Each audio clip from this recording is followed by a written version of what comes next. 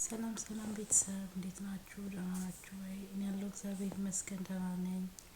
እንኳን ወደ ሰናይ ዩቲዩብ በሰላም መጣችሁ። ቤተሰብ የሆናችሁም ቤተሰብ ያልሆናችሁም እንኳን ደህና መጣችሁ ብያለሁኝ። ቤተሰብ ያልሆናችሁ ሰብስክራይብ እያደረጋችሁ ጀማሪ ነኝ አበረታቱኝ። ያው ጥሩ ጥሩ ነገሮችን እንማርበታለን። ጥሩ ጥሩ ነገሮችን እንለዋወጥበታለን። እንግዲህ እንደ እግዚአብሔር ፍቃድ እንትን ካልን ማለት ነውና ሰብስክራይብ እያደረጋችሁ ልጆችዬ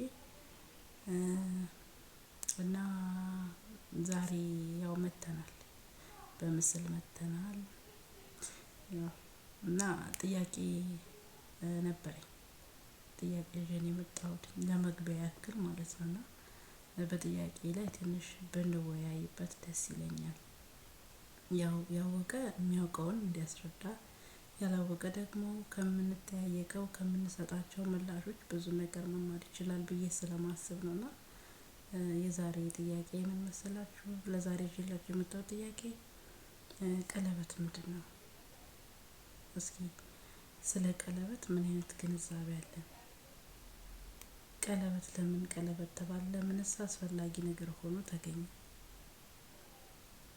በመንፈሳዊ በደንብ ማብራራት የምትችሉ በመንፈሳዊ በሁለቱም ማብራራት የምትችሉ ደግሞ በሁለቱም ሁለቱንም ማማክላችሁ ሁለቱንም እንትን ብላችሁ እስኪ ኮሜንት ላይ አስቀምጡልን።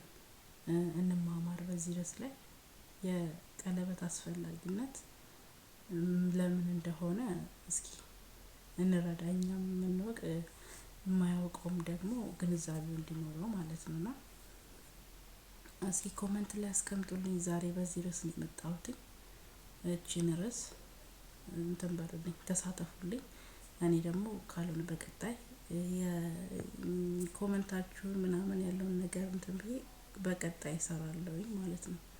ቀጣይም የተለያዩ ጥያቄዎች ምናምን ይዤ እመጣለሁ። ላይቭ እስክጀምር ድረስ ቢያንስ ጥያቄ እንደዚህ እያቀረብኩኝ በጥያቄ እንማማራለን፣ ሀሳብ ሼር እንደራረጋለን። እና ስለ ቀለበት ምን አይነት ግንዛቤ አላችሁ? ቀለበት ምን ያህል አስፈላጊ ነገር ቢሆን ነው